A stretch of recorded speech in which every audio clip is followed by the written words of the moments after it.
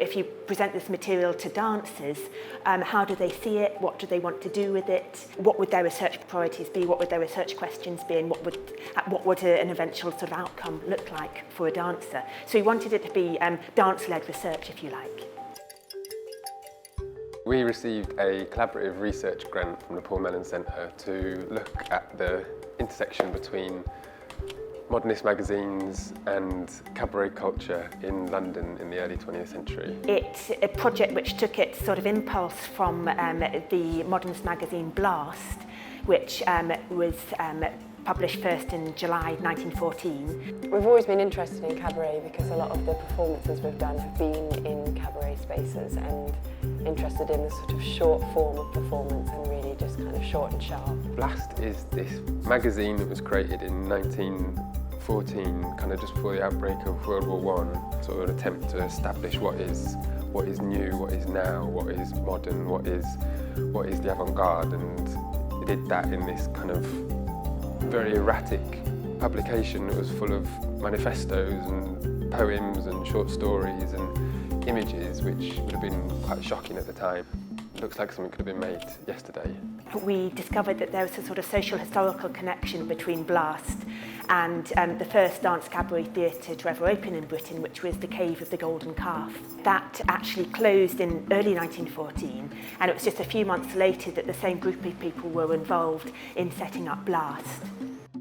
The project was going to involve going to different archives. We were looking at, particularly the V&A had some amazing things about cabaret that was made in sort of early 20th century.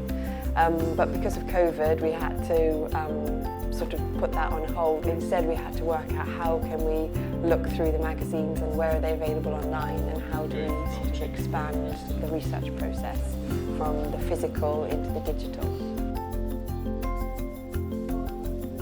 We've sort of got this research grant we're really excited about, but how do we sort of, what can be our sort of positive action now? So it felt like trying to reach out to lots of people who we're connected with to sort of share this research process so that it wasn't just a collaborative research between us and Grace. We sort of extended that notion to between us, Grace, and another 100 people to see what that would kind of bring back.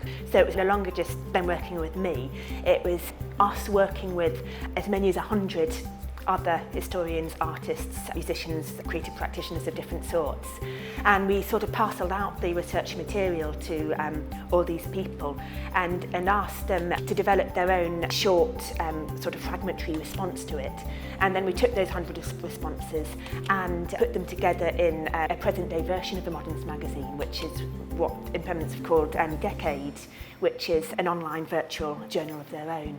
We then made a 60-minute film called Lady Blackshirt, which is a collage of some of the responses alongside new material we shot with 8 performers during lockdown.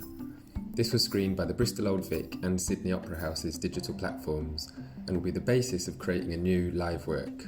When we can get back on stage, which is hopefully soon, we need to work out how do we integrate this material into our bodies, into characters and onto the stage. So I think it will be a lot of paper out on the ground, really seeing all of the different responses that have come back. So yeah, the next step is looking at how can we make a live performance out of this and yeah, bring some of these different disparate responses together again into something live.